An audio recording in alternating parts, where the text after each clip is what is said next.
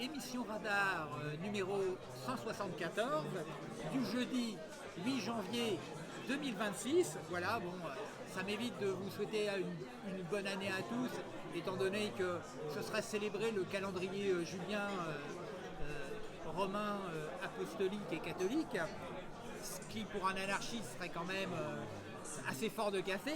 Donc cette émission de ce soir est intitulée État de fait, avec État au pluriel, étant donné qu'il n'y a pas de bons États, et sous-titré Malheur aux faibles. Alors, le fascisme sort toujours vainqueur d'un combat entre fascistes. Sur le visuel de notre émission de ce soir, deux statues en pied. À gauche, une statue du libérateur Simon Donald Bolivar, et à droite, celle d'un suprémaciste blanc représenté en viriliste guerrier viking, prêt à revendiquer, les armes à la main s'il le faut, la terre groenlandaise. Entre ces deux statues, un buste en bronze du tsar de la Grande Russie, Pierre-Vladimir le Grand. Alors,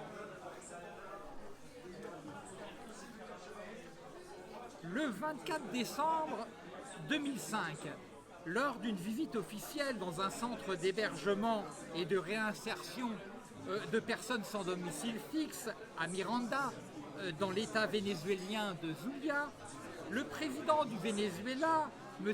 Hugo Chavez, avait tenu des propos retransmis en direct sur la télévision nationale, dignes de la plus pure propagande antisémite nationale-socialiste. En voici la traduction. Le monde appartient à tous, mais une minorité, les descendants de ceux qui ont crucifié le Christ, s'est emparée des richesses mondiales. Fin de citation. Actuellement, l'homme le plus riche de ce qui reste du Venezuela bolivardien est une femme, Madame Maria Gabriela Chavez, qui est la fille de l'ex-président vénézuélien Hugo Chavez. Étonnant, non? Alors, tous les oligarques respectueux des institutions, dont font partie messieurs le Petit Cron, ainsi que l'insoumis Jean-Luc Mélenchon, permettent constitutionnellement la soumission légale des populations aux pires injustices écologiques, sanitaires, sociales et économiques. Aujourd'hui, ils versent unanimement des larmes de crocodile sur un droit international bafoué, suite à l'intervention impérialiste du complexe militaro-industriel américain au Venezuela. Pourtant, les mêmes qualifient de violence légitime la répression de celles et ceux qui contestent l'injustice intrinsèque des institutions républicaines qu'ils affirment représenter, voire incarner dans le cas de Monsieur la République. Dans les faits, la force est leur droit. Ces nationalistes français, qu'ils se présentent de gauche ou de droite, sont solidaires du gendarme équipé d'un lance-grenade de calibre 40, arme de guerre employée contre des civils, ce qui bafoue le droit international, qui gaze et ou mutile sur ordre préfectoral un civil dont le seul tort est parfois de porter un gilet jaune. Ils sont aussi les garants de l'impunité de tous les nervis au service de la raison d'État. Pour eux, l'État a toujours raison, que ce soit nationalement ou internationalement. Moi je t'interromps. Oui. Tu voulais qu'on parle ensemble après dans, Oui. dans un petit quart d'heure. Oui, si tu veux. Parce qu'il y a beaucoup de bruit là. Ah oui, d'accord. Je dois envoyer des mails pour la coordination. D'accord, ok. Alors, lors de notre précédente émission Radar, donc il y a un mois de cela, voici les propos que j'ai tenus au sujet de l'abominable situation sanitaire et sociale des populations survivantes sur les territoires vénézuéliens. Au nom du pétrodollar, le prix Nobel de la paix est attribué à Maria Corina Machado, une femme qui soutient l'idée d'une intervention militaire étrangère sur des territoires qu'elle revendique comme siens, au détriment des vies des populations qui appartiennent à ces territoires. Au nom du pétrodollar, Nicolás Maduro s'accroche au pouvoir sur des territoires qu'il revendique comme siens, au détriment des vies des populations qui appartiennent à ces territoires. Ni Sainte-Marie ni Saint-Nicolas ne se préoccupent de la viabilité sanitaire et sociale des populations et des territoires vénézuéliens dans le cadre post-industriel d'un inéluctable après-pétrole. Car les gisements d'énergie fossile sont par nature non renouvelables. Maria Corina Machado est uniquement l'avatar nobilisé choisi pour incarner la Pax Americana capitaliste au Venezuela. Au nom du rouble, Vladimir Poutine va-t-il déposer un recours auprès du comité Nobel pour non-reconnaissance de son opération spéciale de pacification et de dénazification de l'Ukraine? Ça, c'est la question que je posais. Fin de citation. Alors, je bois un petit coup. Les millions de personnes qui ont fui le Venezuela sous les présidences de messieurs Hugo Chavez et Nicolás Maduro fuyaient les désastreuses conséquences politiques, écologiques, économiques et sociales d'une conception étatique et autoritaire du socialisme, c'est-à-dire un capitalisme planificateur assurant les fortunes personnelles des familles au pouvoir. L'ami de M. Vladimir Poutine, l'ex-président du Venezuela, M. Nicolás Maduro, ne profitera pas d'une retraite dorée en Fédération de Russie, comme c'est actuellement le cas pour l'ex-président syrien, M. Bachar al-Assad. L'addiction de tous les complexes militaro-industriels aux énergies non renouvelables est la raison de l'inaction opportune de toutes les oligarchies pro-nucléaires face au dérèglement climatique global. Ce choix oligarchique mondialisé est simple. Leur profit contre nos vies. Cela n'augure rien de bon pour toutes les populations, fussent-elles aériennes, maritimes, voire terrestres, qu'elles soient humaines ou non. Allons-nous rester les spectateurs passifs du pillage et du gaspillage de la précieuse biosphère à laquelle nous appartenons toutes et tous, alors que l'immense majorité d'entre nous sait que le capital ne se mange pas? Et là, j'en profite pour vous dire que nous sommes à l'Indiana Café, donc petite pub pour l'endroit où nous sommes. Bon, c'est un petit peu bruyant parce qu'il y a un match de foot et il y a une sono qui est assez forte, donc j'essaye de couvrir un peu tout ça en parlant fort. Mais c'est important de dire qu'il y a encore des lieux à Paris qui accueillent la libre parole, et tant que la libre parole pourra s'exprimer dans l'espace public, eh bien nous pourrons dire que nous sommes en démocratie. Ah oui, alors n'hésitez pas à nous rejoindre les premiers jeudis de chaque mois à l'Indiana Café. Ça fait effectivement plaisir, comme nous dit notre ami Nimo, qu'il y a encore des endroits où souffle l'esprit parisien, des salons. Et l'Indiana Café est un de ces endroits. Et il y a des jolies filles parmi nous, enfin autour de nous. Et puis c'est très sympa. Donc n'hésitez pas, venez assister aux émissions Radar avec notre ami Roger Nimo. Oui, et avec notre ami Margadi, avec notre ami Fabrice David et avec notre ami Bruno Coelho. Les émissions Radar, ce ne sont pas les émissions de Roger Nimo. Voilà, alors, plutôt que d'emboîter le funeste pas belliqueux et nationaliste des médias, dangereux pas campiste, proche d'un intégrisme confessionnel, qui divise les forces agissantes entre un camp du bien et un camp du mal, tentons plutôt de comprendre qui, comment et pourquoi. Comme les conseillers de Vladimir Poutine, ceux de Donald Trump ont décidé de réécrire l'histoire. La Grande Russie de Pierre le Grand, 1629-1726, est le prétendu acte notarial que brandit la Fédération de Russie pour justifier son annexion de la Crimée, puis son invasion des territoires ukrainiens et ses prétentions sur bien d'autres territoires. Les États-Unis, du 5e président américain, James Monroe, 1758-1831, sont, pour les actuels descendants des colons européens tenaillés par le fantasme politique du retour d'une grande Amérique, l'acte légal de divorce entre leurs continents d'origine. Cet acte de foi est symbolisé par la doctrine Monroe, brandie par le président Donald Trump pour justifier son intervention militaire au Venezuela. Malheureusement pour lui, il n'en brandit qu'une partie, celle qui stipule que toute intervention européenne dans les affaires des Amériques sera perçue comme une menace pour sa sécurité et sa paix, ce qui ne justifie en rien l'ingérence impérialiste des États-Unis d'Amérique au Venezuela. Puis, de manière opportune, Donald Trump occulte la contrepartie de la doctrine Monroe. Les États-Unis n'interviendront pas dans les affaires européennes.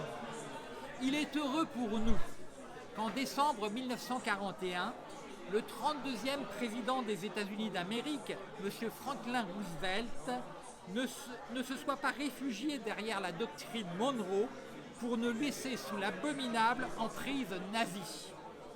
Donald Trump se dit prêt à libérer la population de 56 542 âmes du territoire autonome danois qu'est le Groenland de l'abominable emprise de ses ressources naturelles non renouvelables, quitte à faire un accroc à la contrepartie de la doctrine Monroe.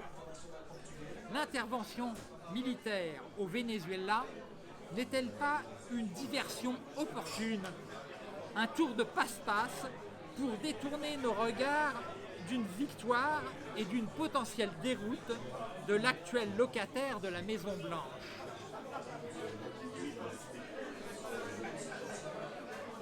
Victoire. Alors oui, qu'est-ce que vous voyez là? Eh bien, ce sont les deux fils de Donald Trump d'un premier mariage. Et voilà, donc victoire. Je vais vous lire un extrait d'un article en ligne publié par le site allnews.ch du 5 janvier 2026, jour du 40e anniversaire de Gaël, mon fils aîné, qui ne s'est jamais rendu en Afrique pour le plaisir de tuer des espèces protégées, comme c'est le cas des actuels fils du président des États-Unis d'Amérique. Voilà, que vous pouvez voir. Ils ont tué un merveilleux léopard. Donc ces deux crétins posent avec le cadavre d'une espèce protégée qu'ils ont assassinée. Donc mes fils ne participent pas à la perverse destruction sadique de la biosphère terrestre. Comme la très grande majorité d'entre nous, ils la subissent. Donc je cite donc l'article de la finance suisse dans l'immédiat. Alors l'immédiat pour le média électronique, alias allnews.ch. Début de citation. Impôt minimum mondial. Washington obtient une exonération des multinationales US.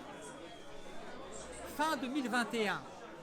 Près de 140 États s'étaient engagés à davantage taxer les multinationales via un accord de cadre conclu sous l'égide de l'Organisation pour la coopération et le développement économique, l'OCDE. Je bois un petit coup. Merci Marc. Le pilier 2 de cet accord prévoit l'instauration d'un taux d'impôt effectif minimum d'au moins 15% sur les bénéfices de ces grandes entreprises. Dès son retour au pouvoir, Donald Trump a retiré les États-Unis de l'accord et son gouvernement a négocié pour que les multinationales américaines soient dispensées d'une telle taxation. Pour forcer la main des autres pays, les parlementaires républicains ont introduit en 2025 la menace d'une surtaxation des entreprises étrangères aux États-Unis. Dans un communiqué, le lundi 5 janvier 2026, le ministère américain des Finances explique avoir obtenu que les entreprises ayant leur siège social aux États-Unis soient soumises uniquement aux impôts minimaux américains et exemptées du pilier 2. Le ministère estime que cette issue constitue une victoire historique qui préserve la souveraineté américaine et protège les entreprises et travailleurs américains contre les dérives extraterritoriales. Fin de citation. Potentielle déroute. Le ministère américain de la Justice a indiqué lundi 5 janvier 2026 que plus de 2 millions de dossiers concernant potentiellement l'affaire Epstein n'ont pas encore été rendus publics. Donc on voit que la promesse est loin d'être tenue de rendre public tout ça. Donc on verra ce que l'électorat MAGA réserve à l'actuel locataire de la Maison Blanche. Donc l'ex-président du Venezuela et son épouse comparaissent devant la justice des États-Unis d'Amérique pour narcotrafic et même pour narcoterrorisme, qui est une notion qui n'existe pas au niveau de la justice. C'est quelque chose qui a été carrément concocté par notre ami Donald Trump. Bonsoir. Alors,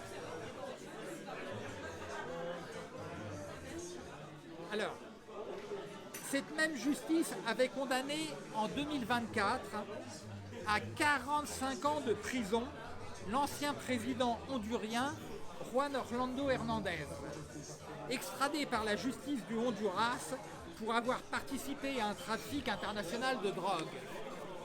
Les narcotrafiquants qui collaborent avec le kleptocrate Poutine sont des narcoterroristes pour le capitaliste Trump.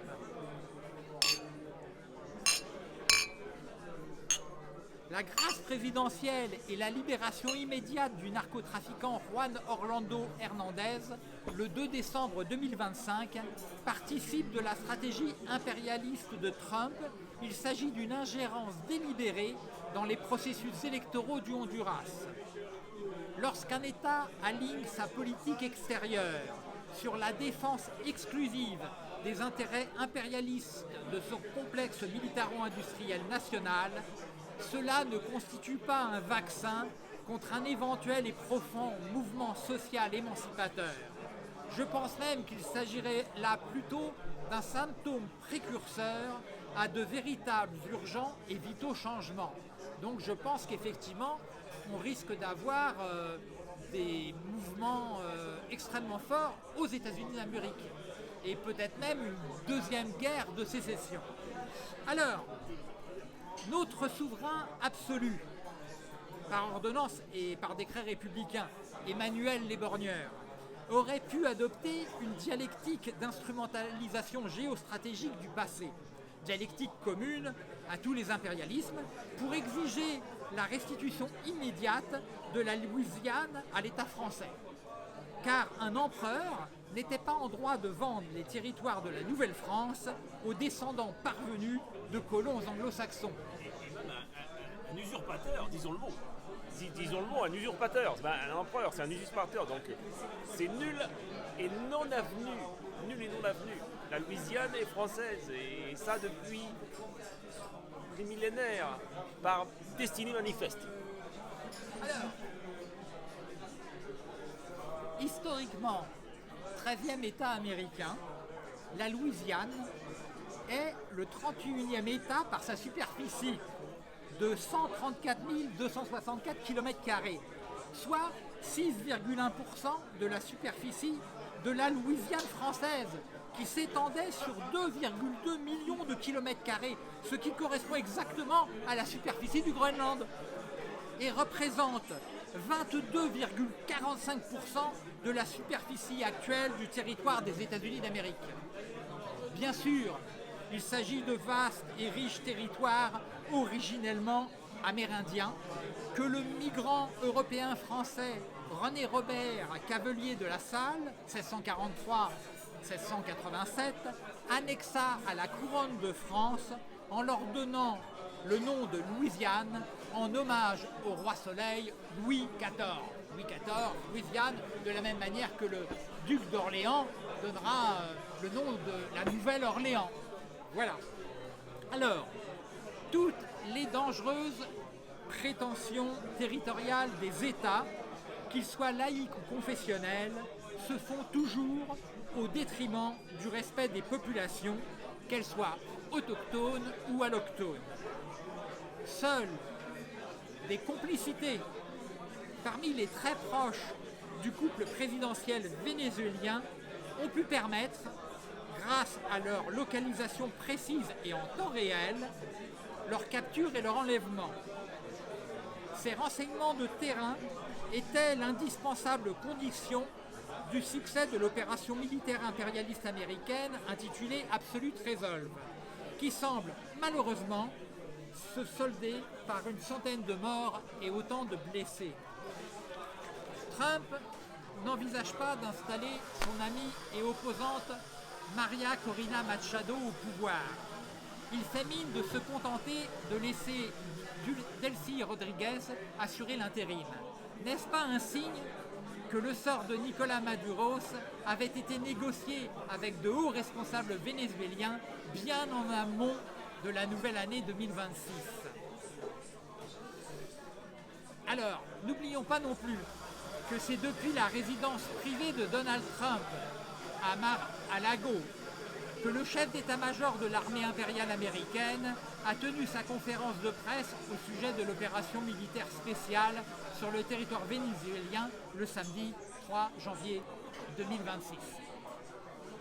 Alors là, on est carrément dans le domaine de l'imprédictibilité. Quand je dis justement qu'il a fallu des complicités pour donner en temps réel la localisation du couple Maduro, parce que sinon il n'aurait jamais pu l'attraper juste avant qu'il se réfugie dans sa panic room et qu'il enferme la porte. Oui, mais en quoi c'est intéressant? Ça n'a rien. C'est intéressant dans le sens que tous ces gens-là qui pensent avoir le contrôle et la puissance. Oui, mais en quoi c'est intéressant de dire que machin a acheté machin? C'est pas un bazar ici. Je ne dis pas que machin a acheté machin, je n'en sais rien. Je dis simplement que les choses étant imprédictibles, pour pouvoir avoir capturé le couple, obligatoirement, ils ont eu des complicités. Oui, mais pourquoi c'est intéressant? Alors c'est intéressant pour bien expliquer que... Mais pourquoi faut expliquer Non, pour bien expliquer justement que tout ce qui se passe est totalement imprédictible. C'est-à-dire que tu peux avoir des satellites, tu peux avoir toute la technologie que tu veux. Si tu n'as pas du renseignement de terrain, donc du renseignement humain et en temps réel, tu ne peux rien faire. Et donc c'est pour ça, quand on nous parle de faire ceci ou cela, ce sont des plans sur la comète, vu que de toute manière, on ne peut même pas savoir à une heure près ce que seront les choses. Alors, là, pourquoi tu dis qu'ils ont eu des complicités? C'est contradictoire. Non. Ou tu analyses qu'ils ont eu des complicités, et quel est l'intérêt? Puisque de toute façon, on ne sait pas qui sont les complices. Donc tout est aléatoire, les complices, les complices, les complices. Donc pourquoi vouloir donner une explication à un cadre, à des trucs qui sont inexplicables? C'est bien parce que c'est inexplicable qu'il y ait de la vie et quelque chose d'intéressant. On voit, il y a toujours des gens qui disent, voilà, c'est ça le périmètre, c'est ça.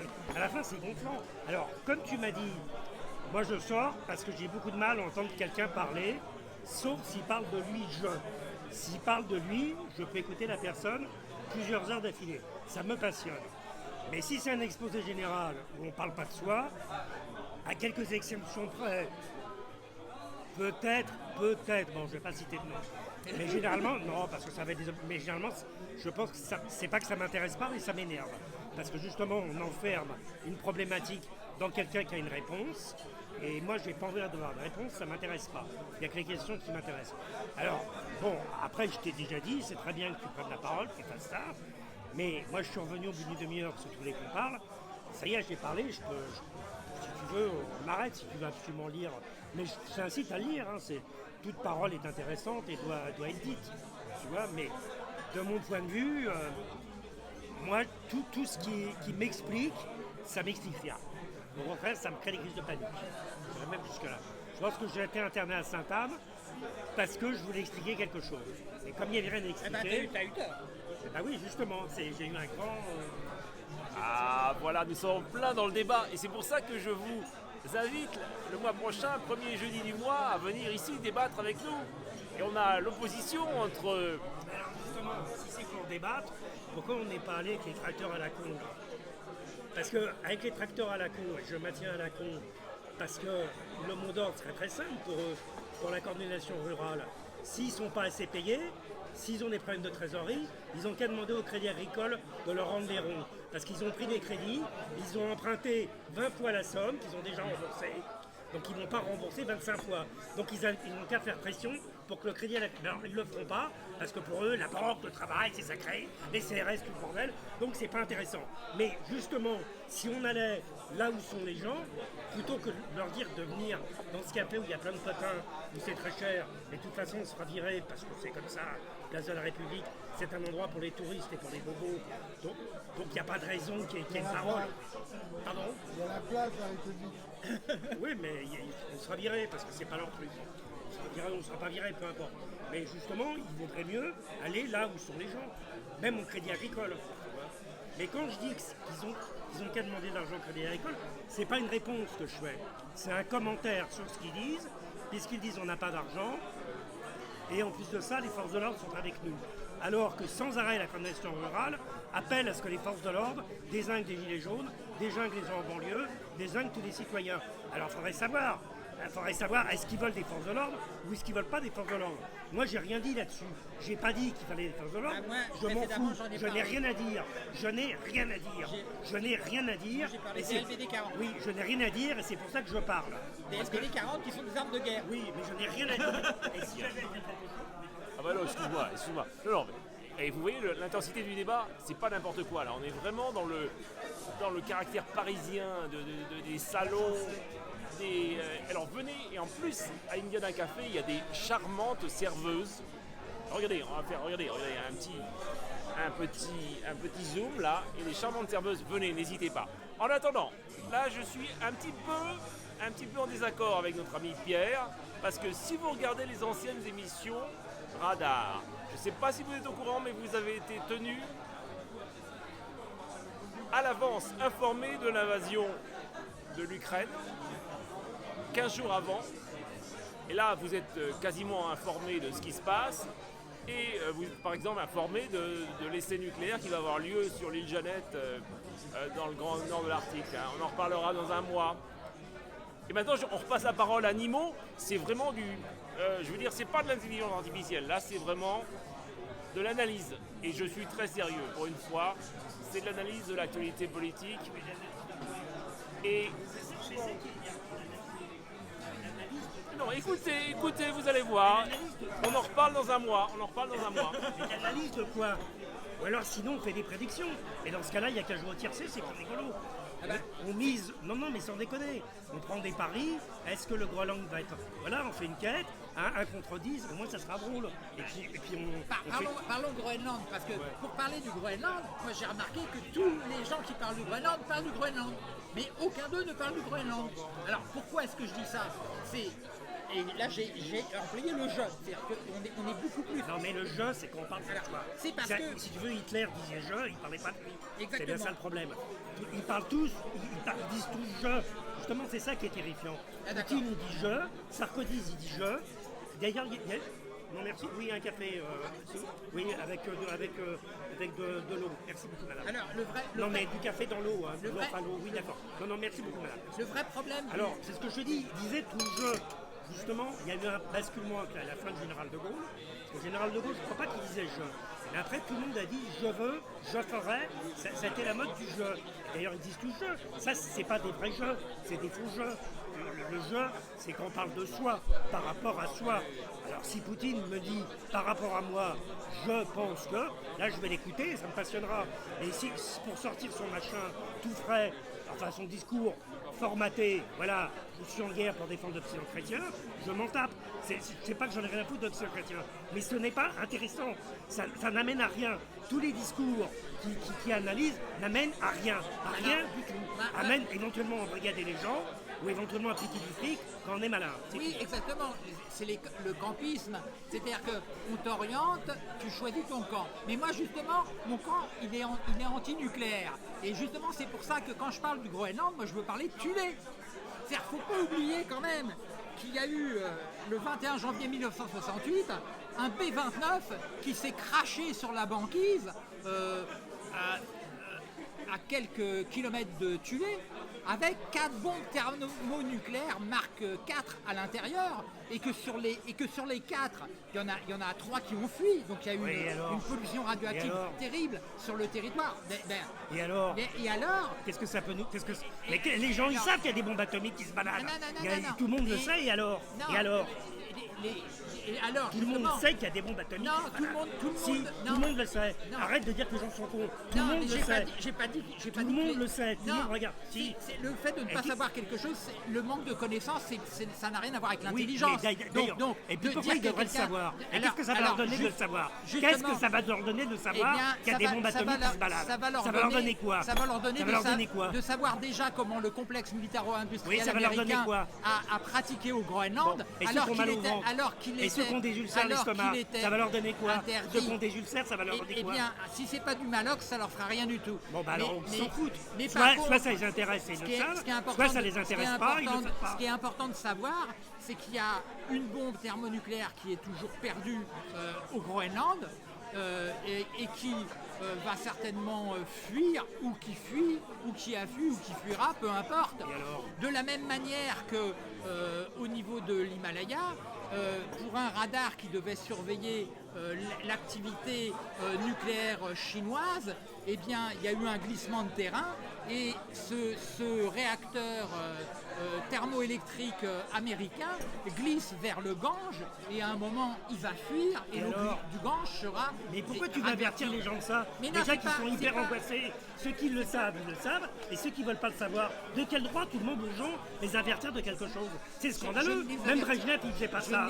Brejnev il disait aujourd'hui on vote, on défile pour la femme, les petits chiens, les bébés phoques, le peuple malien, ce que tu veux, mais il ne disait pas vous allez apprendre ça. Non, même ça il ne disait pas. Même l'école émancipée, le machin d'Alain Krivine 68, même à l'école émancipée que j'ai connue pour différentes raisons, ils n'ont jamais dit aux gosses vous allez apprendre ça. De quel droit tu veux informer les gens? De quel droit? S'ils n'ont pas envie de savoir, c'est leur droit.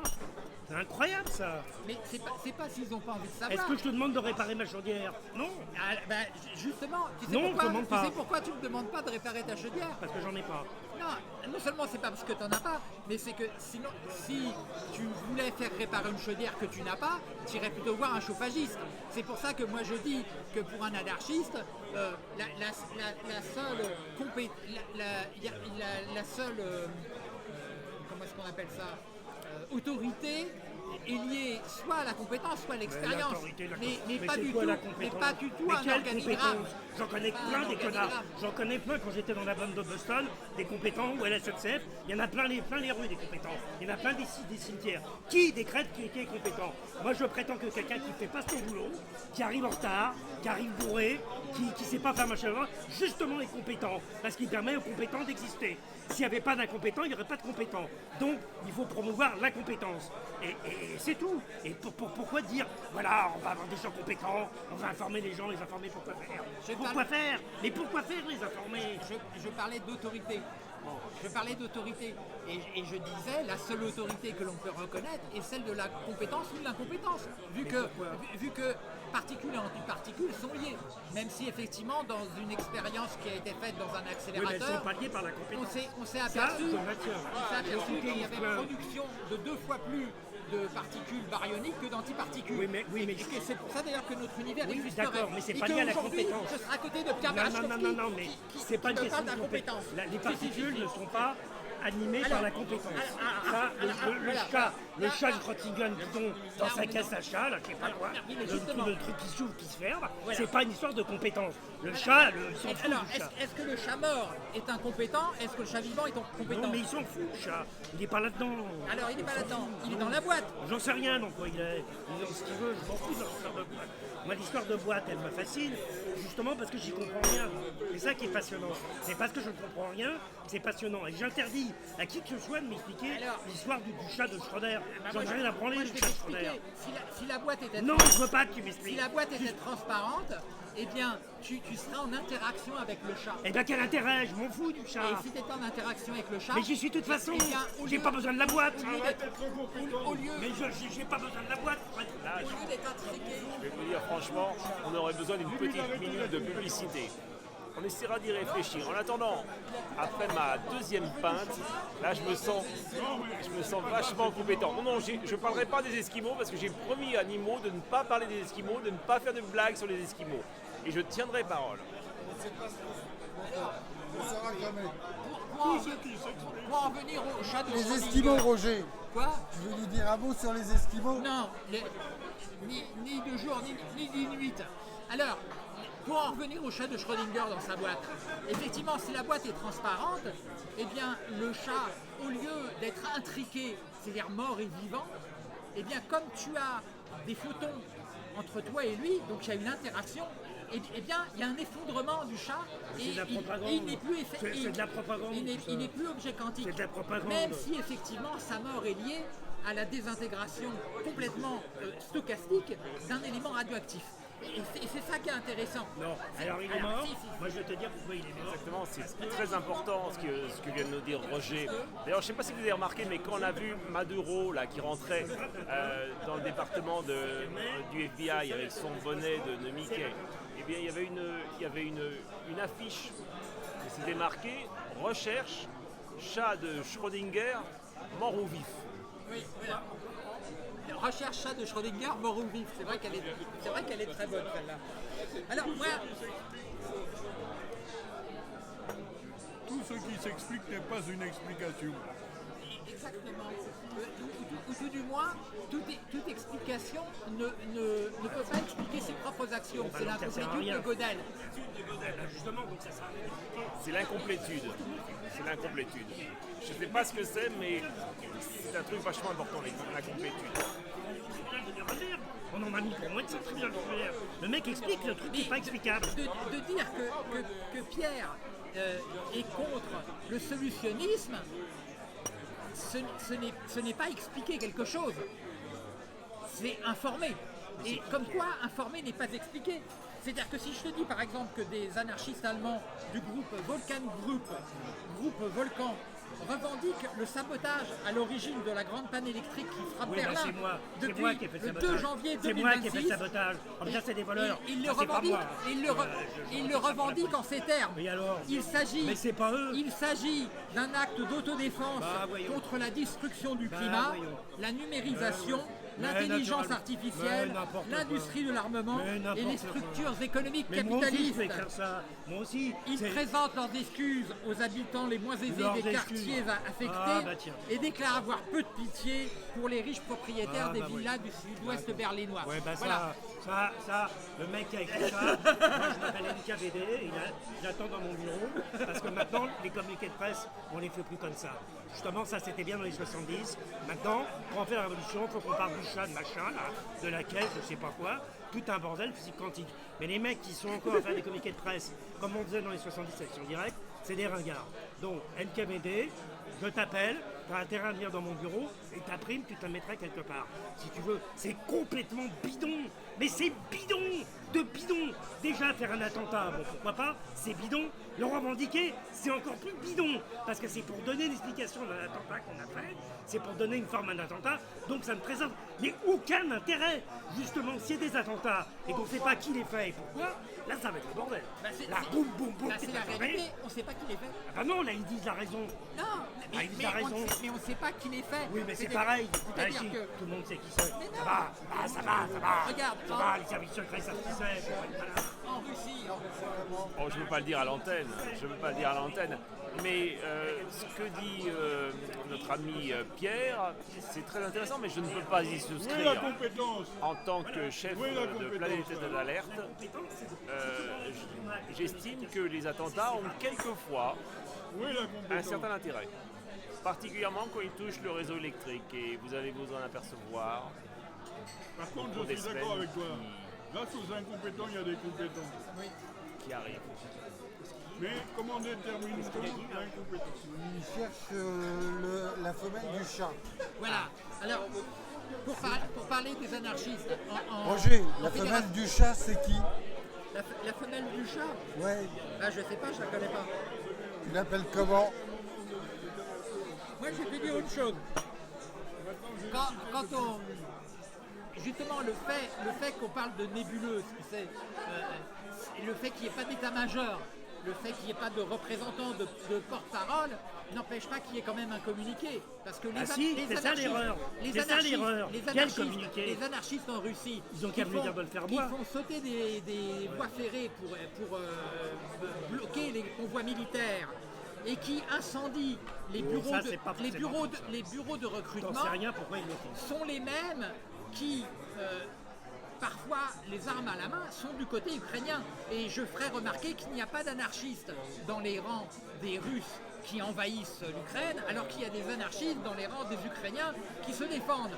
Et donc, ce qui provient que les anarchistes, eux, chient sur l'État, ils en ont rien à foutre de Zelensky, ils en ont rien à foutre de l'Ukraine, ils en ont à foutre des populations et du sort des populations. Et ils sont autant inquiets du sort des populations russes que des populations ukrainiennes. Et aujourd'hui, effectivement, Non, mais par attends, rapport... alors les anarchistes, excuse-moi Ruche, parce que là, Oui. c'est pas que je suis spécialiste, mais j'ai quand même lu Dostoïevski, etc. Il y a quand même l'idée, alors je pense, après je peux me tromper, oui, non, mais- il y a l'idée assez étrange d'un sacrifice. C'est-à-dire, tu vas mourir, je ne sais pas exactement pourquoi, et il n'y a pas de sens, justement. Il n'y a pas de sens. Voilà, c'est ça qui est très, très touchant. Alors évidemment, les esprits chagrins, comme ils veulent donner des repères imbéciles. Donner du sens. Voilà, donner du sens. Donner du Parce que sens. sinon, ils vont être perdus. Comment ils vont expliquer qu'il y ait des gens qui prennent les armes contre d'autres gens? Alors, s'ils ne sont pas payés, et si ce n'est pas dans un cadre professionnel, et si ce n'est pas dans le cadre d'une armée officielle. Là, comment on explique ça? Eh ben, on met une étiquette, c'est des anarchistes, ou des mystiques, ou ce que tu veux. Ah, au lieu de dire, il y a des gens qui font ça, mais justement, de nouveau, crac, on les enferme. Mais finalement, je me demande si c'est pas une attitude de la police. C'est-à-dire de faire en sorte que tout ce qui existe soit mis dans un cadre bien enfermé, bien sûr. bien défini, Bien sûr. pour que justement ça ne déborde pas. Bien sûr, Voilà. Chomsky est une ordure. Oui, voilà. Non, mais c'est ce que tu dis à un moment. Effectivement, il faut un cadre, Oui, il mais faut une voilà. cible Oui. qui soit bien délimitée. Voilà, alors Mais- c'est pas bien d'être mais des anarchistes. l'anarchiste n'est pas une cible. Parce que Bah pourquoi c'est pas une cible? on sait- Là, tu parles d'un anarchiste russe. Non, T'en mais sais rien. Il y en a peut-être un qui a mis le feu. D'abord, il y a des gens qui ont peut-être mis le feu. Peut-être, c'est une puisque tu aimes bien les hypothèses. Eh bien, ça me fait penser qu'il y a exactement un siècle et 10 ans, notre chef Igor Stavinkov, alias Ivan Robchin, était là, sur la place de la République. Il débattait avec ses camarades avant de repartir dans les steppes d'Ukraine fonder le premier parti des Verts. Le premier parti des Verts, et dans le froid et dans la famine, il combattait dans les plaines d'Ukraine. Ivan Robchin, à toi Ivan, le fondateur des Verts. Compétent ou incompétent? De Ivan Rothschild, le Eh ben, fondateur des comme tout le monde, Qui j'ai des compétences Ivan que Rothschild. j'ignore et une incompétence que j'ignore aussi. Je crains le pire là. Le fondateur des Verts. Le fondateur des Verts, oui, il y a un siècle et 10 ans, il était là sur la place de la. Oui, il était là sur la place de la République avec ses rares militants. Et il était isolé. C'était un auteur, Ivan Robchin, notre chef. Il a écrit Le Cheval Pâle avant d'être rappelé vers les steppes d'Ukraine, devenir ministre de la guerre de Kerensky et de mourir au combat à la tête des Verts, le parti des Verts qu'il avait fondé en Ukraine. Eh bien, un siècle et 10 ans après, Au vert ukrainien. à Igor Stavinkov. Oui, et voilà. Mais ce qui est bien, justement, c'est que c'est ce que la juge voulait, j'en avais parlé dans la dernière émission Radar, voulait dire qu'il n'y avait pas urgence à agir pour empêcher les déprédations des industriels vis-à-vis du climat. Et bien, moi je pense qu'il y ait des gens qui agissent de manière directe et anonyme pour défendre les petits oiseaux Et alors, ou on va ce leur que tu donner veux, une médaille ou les hérissons. On va leur donner une médaille. Non, mais Ils font ce qu'ils ont à faire. Ils n'ont pas envie de parler d'eux. Le mec qui agit, il n'a pas envie. Il suit le chemin de sa conscience. Oui. C'est pas pour que des connards lui disent après, ah bah lui c'est un mec bien et qu'on lui mette une médaille. C'est quoi ces Je conneries? vais C'est quoi ces décorer conneries? Pierre de l'ordre du hérisson. De l'ordre C'est du quoi ces hérisson. conneries, Et ça va tellement le Il hérisser. n'y a pas à dire. Il ne reviendra y a- plus aux émissions radar. Il n'y a pas à dire que quelqu'un fait ça et que c'est bien. C'est Non, bien pour lui. j'ai M'en pas fous. dit que C'est pas un c'était modèle. bien. C'est pas un modèle. C'est pas un héros. Bah, disons que pour moi, Plus il y aura des modèles et des héros, moins les gens font quelque chose. Alors- Justement, puis c'est quelqu'un qui fait leur place. personnellement, moi j'ai toujours dit que j'étais pour le sabotage, mais ce que j'appellerais le sabotage soft. C'est-à-dire que tu es en préfecture, quelqu'un va avoir une obligation de quitter le territoire, hop, elle glisse dans la poubelle. Ah, donc il faut refaire tous les papiers. C'est le cas. Faut refaire tous les papiers. Ou alors quelqu'un ne va plus toucher les RSA, hop, pareil, son dossier glisse à la poubelle et puis il touche Il n'y a encore plus le de RSA. dossier. Mais il n'y a plus de dossier. Il y a Mais plus de dossier. c'est n'importe quoi. C'est militarisé. Dans je sais pas quoi, dans Schrödinger. Numérisé. Mais voilà, c'est contre je sais ça, pas quoi. c'est C'est contre- pas des dossiers. c'est C'est contre- dans une machine. c'est Et la contre la- machine, c'est on ne peut contre- pas l'arrêter. c'est Elle contre- marche toute seule. Ah Quand bah t'as papier, justement. crac, virer du RSA. T'as C'est pas pour vu ça ça? qu'il y a des C'est la gens- machine. c'est pour C'est ça pas la qu'il y a des machine. gens qui Mais il sont n'y a pas contre des la gens. numérisation. Mais il n'y a pas de gens. Il n'y en a plus. C'est la Mais machine. non, les gens n'existent pas. Ah ben voilà, Ces c'est la gens-là machine. n'existent pas. Eh ben, c'est la machine. Ils ne veulent pas exister. C'est la machine. Voilà. Et personne n'est compétent Donc- pour arrêter la machine. Non, on ne peut pas. Donc il n'y a pas de dossier. Là, le dossier papier, c'est fini. C'était vrai au 19e siècle. Donc dire on va mettre le dossier à la poubelle, c'est crétin. Il vaut mieux dire, je ne sais même pas comment on flingue un disque dur. J'ai un copain qui m'a dit, même si tu brûles un disque dur, en fait il n'est pas brûlé, les données ne sont pas perdues. Ah non, bah, Donc bien sûr. alors un coup de marteau, il m'a dit que ça ne servait à rien. Et le brûlé, il n'est pas certain. Il n'est pas certain que les données seront perdues. Alors, je vais Donc t'expliquer. on ne peut plus Si, mettre les trucs à la si, poubelle. Quand Si. tu chauffes, si. Non, sera pas perdu Non, non. Si Bon, tu bah, il chauffes, confirme. si tu chauffes, elles sont Formatage, perdues. c'est adapter un disque C'est dur à un physique. système de fichiers. Non, Ouais. non. Mais Si- la donnée, si tu dans les chauffes, c'est secteurs, perdu. elle reste toujours présente. Ah bon, d'accord. Donc on ne peut pas Pourquoi s'en débarrasser. Pourquoi comment elle on serait appelle ça effacée quand tu formates? Pas du Oui. tout. Oui. Si tu chauffes, si les données magnétiques. Oui, alors, une petite. Effectivement, Nimo a raison. Si on chauffe un disque dur, eh bien, la magnétorésistance géante, découverte par notre compatriote Fert, qui a eu le prix Nobel pour ça, eh bien, la magnétorésistance érase normalement les données. Sinon, ce serait très inquiétant pour le groupe Planète État d'Alerte, hein, je vous assure.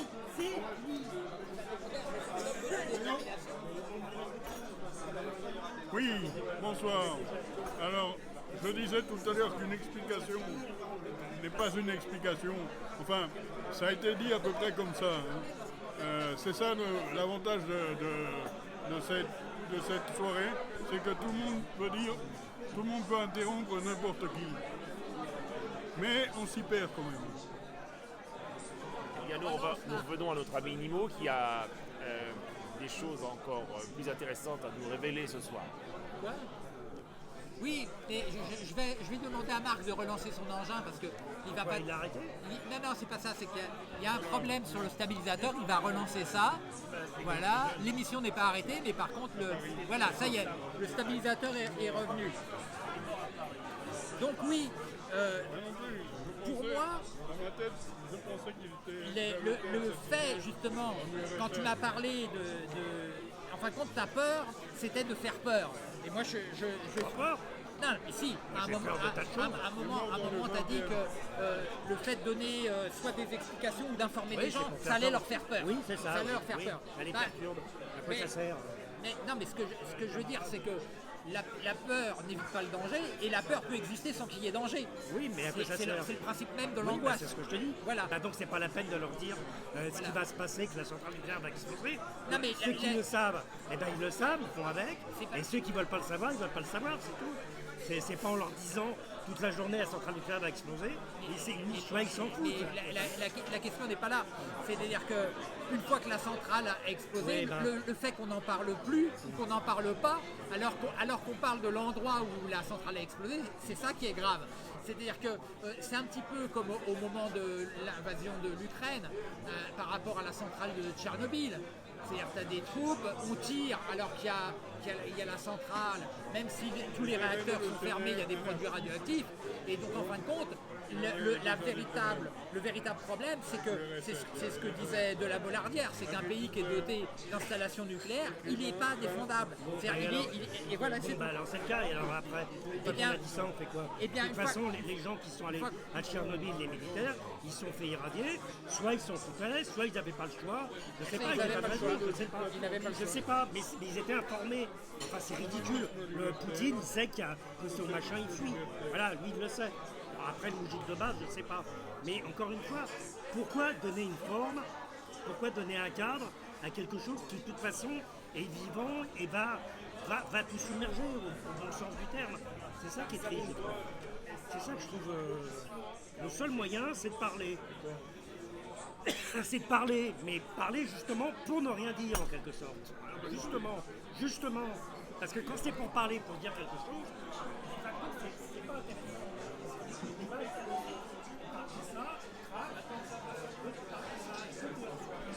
Vous voyez, ça. C'est pas un débat à l'eau de rose. Hein.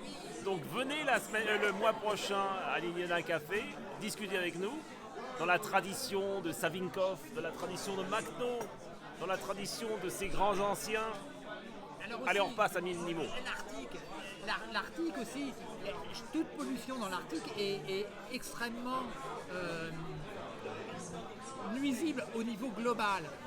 Par exemple, il y a eu l'Exxon Valdez, on a tendance à l'oublier, mais ces grandes marées noires dans des mers froides, elles sont liées à quoi? Elles sont liées à l'exploitation des ressources pétrolières. Et si effectivement les États-Unis se réimplantent au Groenland industriellement, eh bien on va avoir obligatoirement des marées noires. Mais non, c'est fini le pétrole. De toute façon, dans 20 ans, ça c'est veut pas- dire il n'y aura plus de pétrole parce que ça coûtera moins cher de faire je sais pas quoi. Donc déjà, c'est le logiciel d'avant. Les avions de chasse électriques, Eh ben- je vois pas ça dans un délai extrêmement Mais c'est court, fini. hein. Bah si, justement, t'as bien tort. Quel crétin a pu dire que les drones, ça c'est un fait historique, me semble-t-il, personne n'avait prévu que des drones OBHV foutraient en l'air la meilleure technologie. Et ça s'est fait en combien de temps? En mais 2 mois. je te parle En d'avions de 2 chasse. mois. Et ben c'est pareil. Le drone, il a pu flinguer les avions.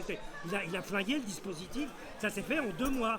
Donc ton argument, dire les avions de chasse, qui est gagnant, peut-être que quelqu'un va inventer un truc, je sais pas quoi, avec l'électronique, où t'appuieras sur le bouton et ben, l'avion il ira directement sur la planète Mars. Voilà, sans aller-retour. Sans aller-retour. Mais oui, on ne sait pas. Alors, faire des projections, ça va être la catastrophe. La catastrophe. Elle est là, soit elle est là, la catastrophe. À quoi ça sert de dire que ça va être la catastrophe? Je maintiens. Ça sert à dire, si on veut récolter des adeptes pour faire une secte, soit pour gagner des ronds, soit pour gagner la présidentielle. Voilà. C'est la seule utilité d'avertir les gens d'une catastrophe imminente. Foutez-leur la paix aux gens, foutez-leur la paix. Ceux qui ne sont pas intéressés par ça, eh ben, qui continuent à vivre dans le bonheur, s'ils ont peur de la catastrophe. De quel droit tu vas emmerder les gens? Moi je sais pas, les gens ils regardent le foot, je m'en fous. Je vais pas les emmerder parce qu'ils regardent le foot. Je m'en fous du foot, ils font ce qu'ils veulent. Et même Mélenchon, je m'en fous. S'il veut être élu, bah, il sera élu. Je m'en fous. Qu'est-ce qu'il va faire? Rien, parce qu'il n'y a rien à faire. Parce que les choses se font d'elles-mêmes. Il n'y a rien à faire et il n'y a rien à dire. Voilà. Alors là, si vous n'allez pas vous pendre tout de suite, c'est que vous n'êtes pas sur le canal radar. Hein. Donc on va repasser à Nimo parce qu'il a des choses vachement positives à nous dire et une analyse hyper pointue de la situation. Oui, je voulais te poser une question. C'était quand ta première fois? C'est ma question.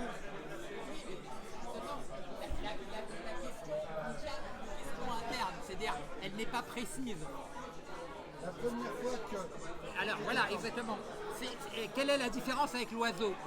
Tu vois, c'est exactement ce genre de problème. C'est là où on voit que c'est indécidable. On rejoint un petit peu les problèmes de logique de Gödel. C'est-à-dire que on n'est pas à croire, comme les gens qui pensent qu'il y a un camp du bien et un camp du mal, que